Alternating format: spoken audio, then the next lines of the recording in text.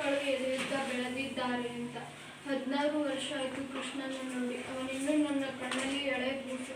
ಲೋಕದ ಎಲ್ಲ ಮಕ್ಕಳು ಅಪ್ಪ ಅಮ್ಮಂದಿರ ಮುಂದೆ ದಿನ ದಿನ ಚೂರು ಚೂರು ಬೆಳೀತಾರೆ. ಮಕ್ಕಳು ಬೆಳೆಯೋದನ್ನು ನೋಡೋ ಅಪ್ಪ ಅಮ್ಮಂದಿರ ಪುಣ್ಯವೇ ಪುಣ್ಯ. ಮಕ್ಕಳನ್ನು ಆಡಿಸಲಿಲ್ಲ, ಆರೈಕೆ ಮಾಡಲಿಲ್ಲ, ತೂಗಲಿಲ್ಲ, ಜೋಗುಳ ಹಾಡಲಿಲ್ಲ. ನೋಡಿ ಯಾರೋ ಬಂದ ಹಾಗಿದೆ. ನಿದ್ದೆ ಬಂತ ಭಾವ? ನಿದ್ದೆ ಬಂತ ಭಾವ? ಗದ್ದೆ ಏನ್ ಮಾಡುತ್ತೆ? ಅರಸನ ಅಂಕೆಯಲ್ಲಿ ದೆವ್ವದ ಕಾಟ ಇಲ್ಲ. ಬಾ ಕೂತ್ಕೊ.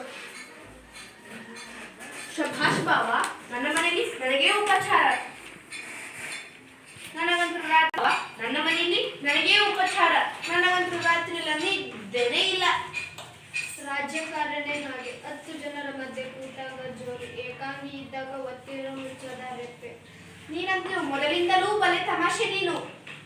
ದೇವಕಿ, ನಿಮ್ಮ ಅಣ್ಣನಿಗೆ ಸ್ವಲ್ಪ ಹಾಲಾದ್ರೂ ಕೊಡು.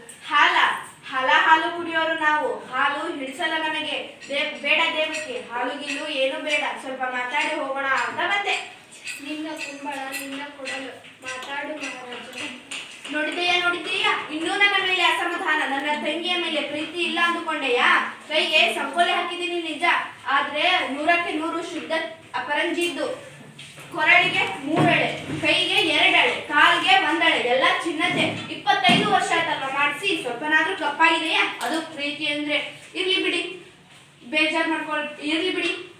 ನಿಮ್ಗೊಂದು ವಿಶೇಷ ಸುದ್ದಿ ಹೇಳಬೇಕಾಗಿತ್ತು. ಇಂದು ಮಥುರಾನಗರದಲ್ಲಿ ಧನುರ್ಯಾಗ ಮಹೋತ್ಸವ. ದೇಶದ ಎಲ್ಲಾ ಕಡೆಯಿಂದಲೂ ಸಾಹಸಿ ಹುಡುಗರು ಬರ್ತಿದ್ದಾರೆ. ರಾಜನ ಮುಂದೆ ತಮ್ಮ ಶಕ್ತಿಯನ್ನು ಪ್ರದರ್ಶಿಸಿ ಮಥುರಾವೀರ ಪ್ರಶಸ್ತಿಯನ್ನು ಗೆಲ್ಲಬೇಕು. ಏನು ಹುಚ್ಚೋ ಈ ಹುಡುಗರದ್ದು. ಇವತ್ತು ಅಬ್ಬಿಲ್ ಹಬ್ಬ. ಯಾಕೆ ನಿಮಗೆ ಗೊತ್ತಿಲ್ವಾ? ಅದೃಷ್ಟವಂತರು ನೀವು. ನಿಮಗೆ ಏನೂ ಗೊತ್ತೂ ಆಗಲ್ಲ. ಹೊತ್ತಿಗೆ ಊಟ, ಹೊತ್ತಿಗೆ ನಿದ್ದೆ. ದೆವ್ವದ 4 ಗೋಡೆ ಮಧ್ಯೆ ನಿಮ್ಮದೇ ಒಂದು ಪ್ರಪಂಚ. 4 ಗೋಡೆ ಮಧ್ಯೆ ನಿಮ್ಮದೇ ಒಂದು ಪ್ರಪಂಚ. ಒಂದು ನೊಣ ಒಳಗೆ ಬರೋ ಹಾಗಿಲ್ಲ, ಒಂದು ನೊಣ ಹೊರಗೆ ಹೋಗೋ ಹಾಗಿಲ್ಲ. ಆದ್ರೂ ಮುಪ್ಪು ಸೆರೆಮನೆ ಒಳಗೆ ಬಂದೇ ಬಿಡ್ತು. ನೆಮ್ಮದಿ ಸೆರೆಮನೆಯಿಂದ ಹೊರಗೆ.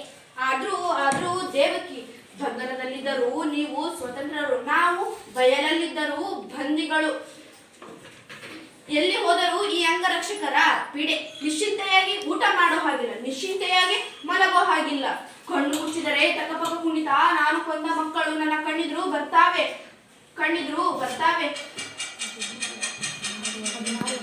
16 ವರ್ಷದ ಹಿಂದೆ ಅಷ್ಟಮಿ ರಾತ್ರಿ ಅದೆಷ್ಟು ಮಕ್ಕಳು ಹುಟ್ಟಿದವು ಈ ದೇಶದಲ್ಲಿ. ಅವನಷ್ಟಂತ ಕೊಲ್ಲಿಸಲಿ, ಎಷ್ಟಂತ ಕೊಲ್ಲಿಸಲಿ. ದೇವಕಿ ಹೇಳು, ನಿನ್ನ 8ನೇ ಮಗನ ಎಲ್ಲಿ ಬಚ್ಚಿಟ್ಟಿದ್ದಿ? ಹೇಳು, ನಿನ್ನ ಮಗನ ಎಲ್ಲಿ ಬಚ್ಚಿಟ್ಟಿದ್ದಿ?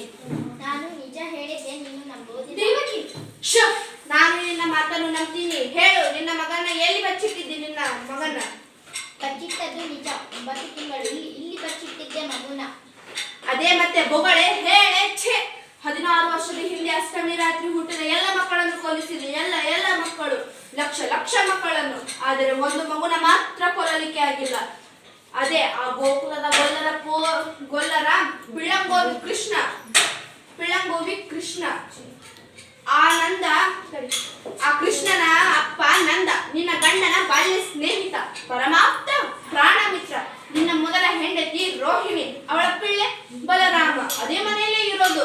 ಅರಸನ ಕವಳಕ್ಕೆ ಕತ್ತಿ ಹಾಕೋಕೆ ಬಂದು ಅಂತ ಅಲ್ಲೇ ಇಟ್ಕೊಳ್ಳಿ ಅಂತ ಸುಮ್ಮನೆ ಇದೆ. ಆದ್ರೆ ಈಗ ಎಲ್ಲರೂ ಸೇರಿ ಏನೋ ಮಸಲತ್ತು ಮಾಡ್ತಿರೋ ಹಾಗಿದೆ. ಆ ಕೃಷ್ಣ ನಿಮ್ಮ ಮಗನೇ ಇರಬೇಕು ಏನೋ, ನಿಮ್ಮ ಮಗನೇ ಅವನು ನನ್ನ ಸೋದರಳಿಯ. ಸುಳ್ಳು. ಕೃಷ್ಣ ನಮ್ಮ ಮಗ ಯಾಕೆ ಆದನು? ಕೃಷ್ಣ ರಂಜನ ಮಗ, ಕೃಷ್ಣ ಯಶೋದ ಮಗ. ಕೃಷ್ಣ ನನ್ನ ಮಗ ಅಲ್ಲ ಅವನು ನನ್ನ ಮಗ. ಸರಿ, ಮತ್ತೆ ನಿಮ್ಮ ಮಗ ಅಲ್ಲ ಅವನು ಅಂದ್ಮೇಲೆ ಅವನನ್ನ ಕೊಂದ್ರೆ ನಿಮಗೆ ಬೇಜಾರಾಗಲ್ಲ ತಾನೆ?